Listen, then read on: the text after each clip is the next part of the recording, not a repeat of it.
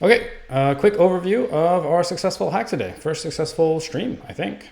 So what we did is worked on this Reason React app over here. Also has, it's in Next.js, lots of cool tech. And what we're doing is building a Twitch overlay for OBS. So you can see here it is in action. So it's actually running there with my little screen. And it's this, we got the chat and the progress over here. So this is the chat. This is using ReasonML bindings to tmi.js. And I can come in here and say, hello world. And you can see that this just flows right in. So very cool there. And down here, we actually have a progress bar.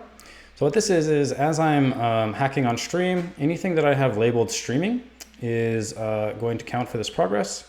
And what I can do is go ahead and mark these as open. And you'll see that live, it's going to go ahead and go down. And so if I close one of them as I'm hacking, I'm making progress on stream and I get that done, I'm going to close it. My progress bar is going to go up. I'll probably add some animation a little bit later. I'll close this one as well.